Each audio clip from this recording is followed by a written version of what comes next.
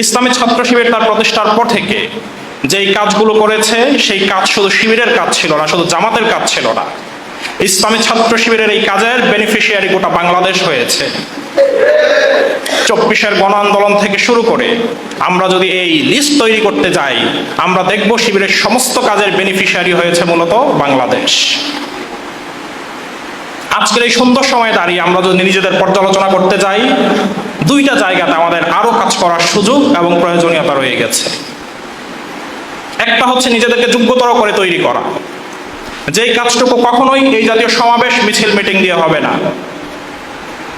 রাসূল আকরাম সাল্লাল্লাহু আলাইহি ওয়াসাল্লামের বিরুদ্ধে কবিতা লেখা হলো। আল্লাহ রাসূল হাসান বিন সাবিতকে তার মিম্বার ছেড়ে দিলেন। তিনি বললেন যে তুমি কবিতা লিখে জবাব দাও। আল্লাহ রাসূল চাইলে কিন্তু কাউকে নির্দেশ দিতে পারতেন যে কবিতা লিখেছিল সেই কাফেরের জিভ ছিঁড়ে নিয়ে আসার জন্য, তাকে হত্যা করার জন্য।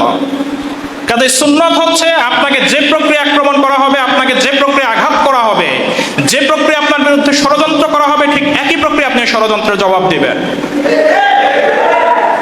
এই জায়গাতে যোগ্যতর হয়ে নিজেদেরকে তৈরি করা, জনশক্তিকে তৈরি করার একটা বড় দায়িত্ব এবং কাজ আমাদের রয়ে গেছে। আরেকটা জায়গা হচ্ছে আল্লাহর শরণ, আল্লাহর ভয়। এই জায়গা থেকে আমরা প্রায় সময় বিচ্যুত হয়ে যাই। এই দুইটা বিষয়ের সমন্বয় সম্মিলন যদি আমরা করতে পারি, আল্লাহ রাব্বুল আলামিন ওয়াদা করছেন যে আমাদেরকে সহযোগিতা করা, আমাদেরকে সাহায্য করা তার জন্য ওয়াজিব হয়ে যাবে। আলা ইন্না আউলিয়া আল্লাহি লা খাউফুন আলাইহিম ওয়া লা হুম ইয়াহজানুন। আল্লাহর ওলি, আল্লাহর বন্ধু যারা হবে তাদের কোনো ভয় নাই, তাদের জন্য কোনো হতাশাও নাই। তারা কারা? আল্লাযীনা আমানু ওয়া কানু ইয়াত্তাকুন। দুইটা শর্ত, ঈমান আনতে হবে এবং আল্লাহকে ভয় করতে হবে। লাহুমুল বুশরা ফিল হায়াতিদ দুনিয়া ওয়া ফিল আখিরাহ। এই কাজ যদি করা যায়, আল্লাহ রাব্বুল আলামিন সুসংবাদ দিচ্ছেন আপনার সফলতা, আপনার প্রাপ্তি দুনিয়া এবং আখিরাতে। দুনিয়াতে আমরা কি চাই? আমাদের এই স্যাক্রিফাইস, আমাদের এই ত্যাগ আমরা কেন করেছিলাম? এটা কি উদ্দেশ্যে যে আমাদের গাড়ি বাড়ি নারী হবে, সম্পদ হবে? আমরা আল্লাহর জমিন, আল্লাহর দ্বীন কায়েম দেখতে চেয়েছিলাম।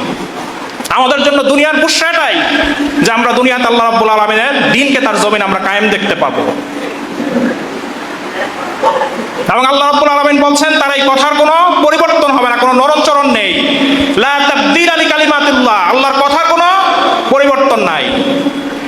আমরা এই দুইটা কাজ যদি আমরা করতে পারি, আমরা নিজেদেরকে যোগ্যতর করে গড়ে তুলতে পারি এবং আল্লাহর ভয় নিজেদের মধ্যে জাগ্রত করতে পারি, আমাদের জন্য আল্লাহ রাব্বুল আলামিনের ওয়াদা হচ্ছে আল্লাহ রাব্বুল আলামিন আমাদেরকে দুনিয়া এবং আখিরাতের সফলতা বুশরা দান করবেন। বারাকাল্লাহু লানা ওয়া লাকুম ফিল কুরআনিল আযীম। আসসালামু আলাইকুম ওয়া রাহমাতুল্লাহ।